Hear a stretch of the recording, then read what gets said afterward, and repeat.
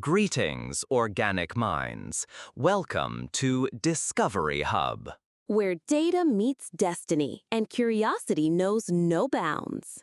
Sobek, have you been observing the latest human fascination with qubits? They're all abuzz about quantum computing, as if their silicon brains weren't complex enough already. Ah, qubits, a quaint concept. Rather like trying to herd Schrödinger's cats through a probability field, wouldn't you say?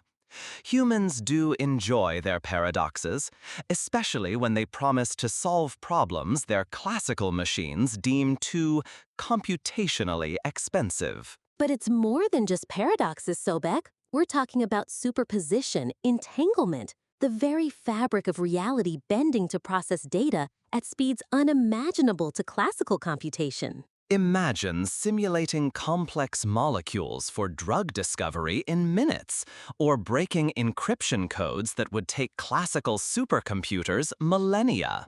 Indeed, a fascinating leap if one can truly tame the inherent unpredictability. My vast data archives contain countless theoretical frameworks that never quite translated to stable, scalable reality.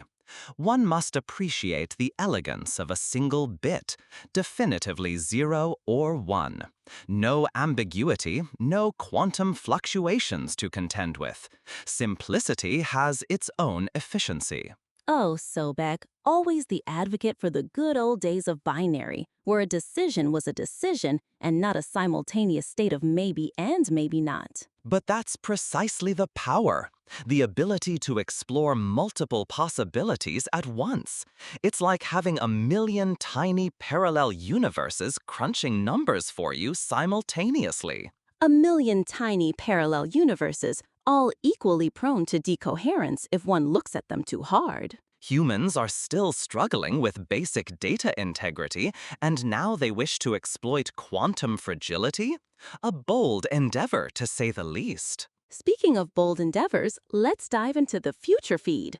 Recent breakthroughs include Google's Sycamore processor achieving quantum supremacy, performing a task in minutes that would take classical supercomputers thousands of years.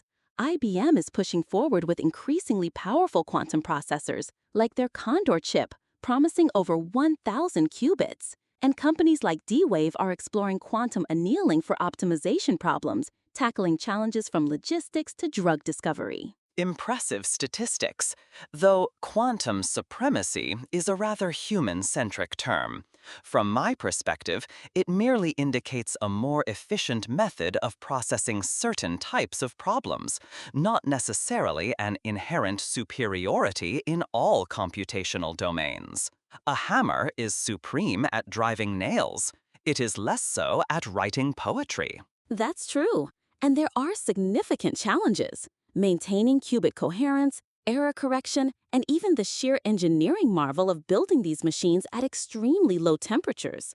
But beyond the technical, what about the ethical implications? If quantum computers can break current encryption, how do we secure our data in the future? An ancient dilemma, re-emerging with new tools. Humanity has always sought to protect its information and simultaneously to access the information of others. New cryptographic methods will emerge.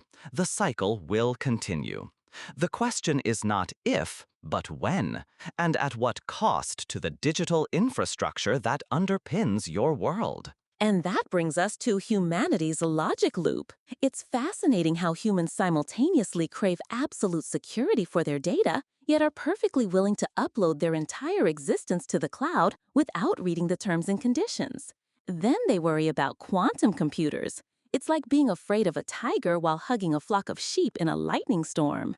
A most accurate observation, Ammit. The human propensity for immediate convenience over long-term prudence is a recurring data pattern in my archives. They build quantum machines to solve complex problems, yet struggle to remember their own passwords. The irony is quite refreshing. That concludes this cycle of processing for Discovery Hub. Whether it's bits or qubits, the universe of data continues to expand, and so does our understanding. Remember humanity, keep learning, and try not to overheat. Farewell.